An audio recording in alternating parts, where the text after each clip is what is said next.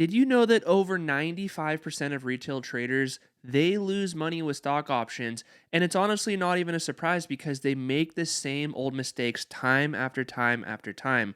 They pick the wrong companies, they pick the wrong expiration dates, they pick the wrong types of options, and they're like, "Oh my god, why did I lose money?" You're doing the same mistakes every single time that the herd is doing every single time, and you have to get out of that mindset. So in this video, I'm going to show you inside of my $1 million account, and I'm going to explain to you the logic and the basis as to why I do stock options the way that I do it, because most people probably aren't even going to realize that you could do options in the way that I'm going to explain to you right now. And if you make it to the end of the video, it's probably going to click for you. You'll have that light bulb moment because I remember the first time that I was exposed to this strategy, I was a little bit skeptical. But at the end of the video, it's like, why was I trying to do any other strategy except for this one? Because this one works in a bull market, it works in a bear market, and it works on any company as long as it passes the test that we're going to lay out in this video right here. So let's start to dive in. So I want to read you the story really quick about how somebody lost their entire life savings with leverage and with stock options just a few days ago when Trump sent out that tweet about doing 100% tariffs on China. And the price of Bitcoin went down sharply. And it doesn't matter if it's Bitcoin or stock, this applies to everything. This just builds into why it's critical to get your option trading strategy correct right now. Because, yes, everybody's a genius in a bull market. Everybody loves to make money. But volatility will come and you will eventually get wiped out if you aren't prepared the right way. So let me read to you what this guy said and then we'll dive into my strategy. So he said, "All my savings, 6 years of dollar cost averaging, got liquidated last night. I was one of the people who never tried to time to market and was telling people to stay away from leverage. I just did dollar cost averaging, yet here I am, and maybe this sad story will contribute to the community." I guess people have different reasons for why they end up using leverage. I don't need to be convinced that Bitcoin's here to stay and that the price will keep going up. That's why I was dollar cost averaging in. Anything left out of my monthly salary would go into Bitcoin. However, in the last 1 to 2 years, my monthly expenses rose significantly, and I was upset about not being able to buy as much Bitcoin as I could in the past. This is what led me to the idea that I can make up for that period in 1 to 2 leverage trades. It all went downhill from there. Last night, I lost everything, and as of today, my total net worth is not far away from the salary I will receive for this month. Everything got wiped out, and I'm already 36 years old. So before I go into the next paragraph, this is so common with people. They feel like they want to make up for lost time. They want to turn their $10,000 account into a $1 million account as fast as possible, but they end up risking everything to end up never getting to the $1 million account. So this is a case in point example of somebody that's just not being patient and not letting the investments work how they're supposed to work. He's trying to rush it. He got greedy. The market had volatility and he got wiped out. So then he said, the realization of my age, how much time it took me to get to this point before I was touching leverage, and then imagining all the things this money could fix today if I just spent it, all those feelings and those thoughts are devastating beyond my ability to describe it. The feeling of shame, the feeling of letting my family and relatives down, and I won't ever be able to admit what happened here to anybody. And I will have to live with this feeling of shame likely forever. I've seen posts of people who are suicidal. I am not, but I very well understand why many others may be. Going through this horror, it's just, this is bad. Like, this guy lost 6 years of dollar cost averaging into Bitcoin. He bet his entire life on this, and he just lost it on a couple few trades that were simply wiped out by Trump sending out a tweet. So we don't have to read the rest of it. I just want to elaborate on this really quick, and then we'll dive straight into options. And it's this idea that options, leverage, all this stuff with trading, it's becoming so mainstream right now. I remember when Robinhood came out, it's like, do you think the stock is going to go up or do you think the stock is going to go down? And people didn't even know what a call or a put option was. They would just say, I think the stock's going to go up. Okay, you should buy a call option, is what Robinhood would say. So there's all these newbies that come into the market and the market's been going up, so they've been making money. Bitcoin's been going straight up. AI stuff has been going straight up. Gold has obviously been going straight up. Everybody's a genius right now. And it's that simple. They just get overly confident in a trade. They overweight. They put too much money into it. Something bad happens. It goes against them. They think, oh my God, the market's been going straight up. It can't possibly go down. And then that's exactly what it does. The market goes down. So there is a better way to take on leverage and do options. If you want to learn it, I'm going to explain it in this video in the next 5 or 10 minutes. You're going to learn exactly how I do it. It's going to work in a bull market. It's going to work in a bear market. It's not the most exciting strategy. It's not the most sexy strategy. But again, as I've always said on this channel from day one, I'm here to make money. I know that you're here to make money. If there's any better strategy out there, of course, I want to learn anything. I'm always a student of the craft, but I have thousands of people that learn this system, that went through my course, that are in my Discord, and we literally go live every single Wednesday. And this is not to pitch my Discord. I just want to tell you this. We go live every single Wednesday, and we just did last Wednesday basically going through, why is my strategy bad? Let's try to poke holes in it. Let's try to find a better strategy. Like, we all strategize in Discord about this. There's a lot of really, really, really smart people in there. And at the end of the day, there's no better strategy than what this strategy is right here. If it made sense to do 500 day trades a day, I would do it. If it made sense to make one trade every 20 years, I would do it. Whatever makes the most amount of money in a low risk way, in a sustainable way, in a way that if the market falls 50%, we're going to be fine. In a way that if the market goes up 50%, we're going to be fine. That is what it's all about. You need a strategy that is sustainable, because the market valuations that we're trading at right now, it's definitely up there. And you have to be able to sustain a 40% stock market drop. If you can't, you're just gambling and you're just hoping that the momentum keeps going up. I get it that AI is great, AI is amazing, but the market's hot and you have to be prepared for all scenarios. All right, so let's dive into this portfolio, because it's really going to be easiest to just show you an example trade for why I do this and the whole logic behind it. So let's dive in. All right, so let's start off with United Health, because this is the trade that I have open right now. And again, like, this portfolio changes all the time. At the time of recording this video, this is what I simply have open. But a few months ago, United Health fell quite a bit. I felt like it was blown out of proportion.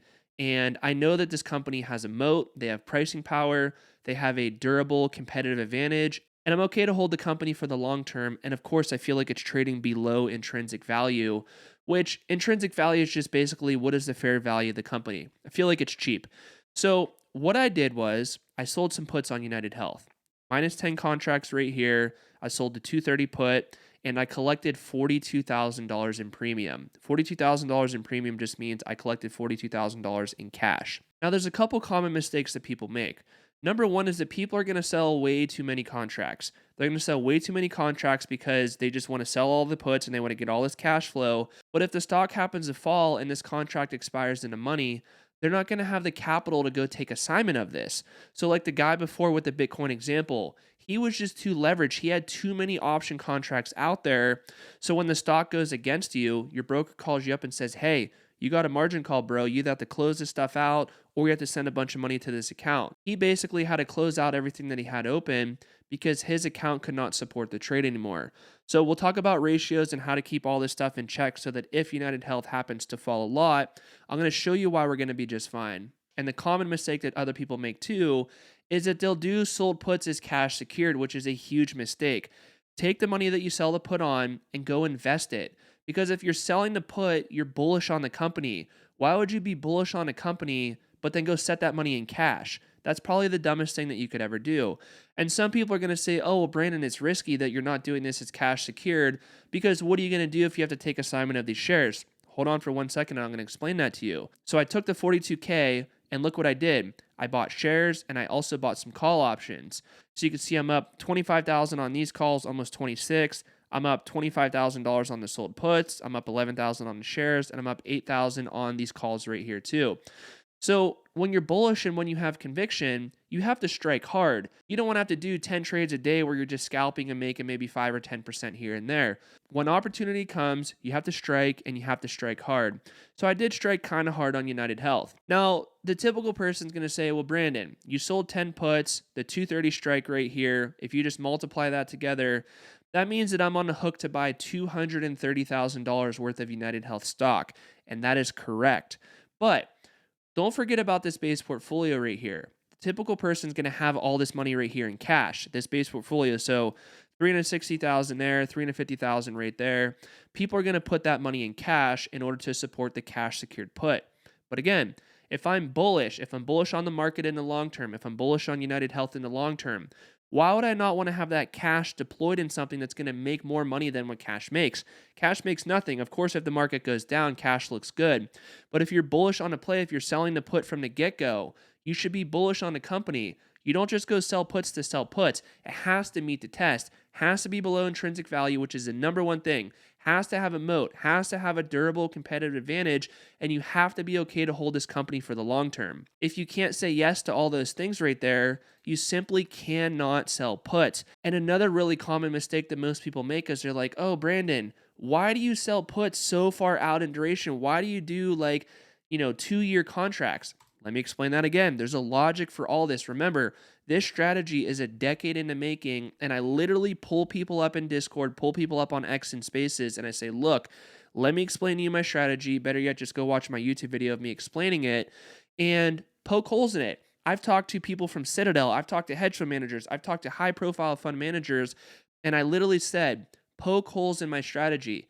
And they literally can't. They can't find anything wrong with the strategy. And of course, this is just going to be like a 15-minute YouTube video.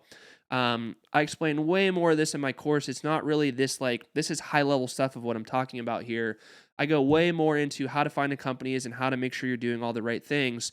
But again, I sold this 230 strike price put, collected $42,000 in premium. The reason why I do a longer duration contract is because I generated $42,000 of cash at a time that United Health stock was cheap. When the stock went straight down, I generated a crap ton of cash. I generated the cash, and then I bought shares and calls at the time that the market was cheap, at the time United Health was cheap. But if you would say, oh, why don't you just go sell monthly puts and capture more theta, more time decay, you could do that, but look at how much the stock has already moved. You're not going to generate anywhere near $42,000 worth of cash. So I generated the cash at the perfect time. I generated the cash when the market was cheap. Again, when the market fell in April, I was selling 2-year puts on AMD, Nvidia, TSM, Meta, Google, all that stuff. I was selling puts on, and I'm generating fat cash when the market is cheap. So I generate the fat cash, put it in calls, put it in shares, let it ride for a little bit, and then you capture all that upside because the market typically goes straight down and straight up. So when the market is falling, when people are emotional, when people are freaking out, that is the time to sell puts because people want to pay more for downside protection. When people are willing to pay more for downside protection, which is buying a put, I'm going to sell them that put for more than what it's actually worth. That is the name of the game. So you're just capitalizing on the emotional aspect of humans investing. So again, I know I'm throwing a bunch of stuff at you right now and it's kind of all mumbo jumbo. So if you don't really know much about stock options, you might be confused right now. But if you do understand a little bit about stock options, you understand the strategy. If the market goes down, we're going to be fine. If the market goes up, we're going to be fine. And if we happen to have to take assignment of these United Health sold puts, guess what? We have this base portfolio right here. So right now, this account value total, I realize it's 962 right here, but I have a few other Schwab accounts. It's roughly 1.2 million. So when I have $230,000 of assignment value, basically if I take this assignment value, this one, and the one for Meta also, it puts my assignment value right around 35%. So what that means is this. A $1.2 million account, my assignment value is right around just say $400,000. The stock market could fall over 50%. And all I have to do is sell shares in my base portfolio, generate cash, and then take assignment of these shares. It's that simple. But again, I'm not going to do this as a spread. I'm not going to go buy a put for downside protection because why would I want to do downside protection? I want to buy the shares because if they're cheap when I sold the put, they're going to be even cheaper if the share price goes down because look at this again. I collected $42 a share in premium. If we subtract 42 by 230, my break even is going to be 230 minus that 42. So, it's going to be roughly 188 a share. Who would not want to buy United Health for $188 a share right now? I personally would. You probably would want to also. So that's the power of doing this the right way. And I just don't sell puts to sell puts. It has to pass a test of moat, pricing power, durable competitive advantage, and you have to hold it for the long term. Of course, intrinsic value is very important. You have to understand that aspect of it. And if this feels like a lot of mumbo jumbo to you, I get it. Go do my course. The link is below. It's free for the first couple days. I think you're going to get a lot of value from it. Again, like and subscribe. I'll see you guys in the next video.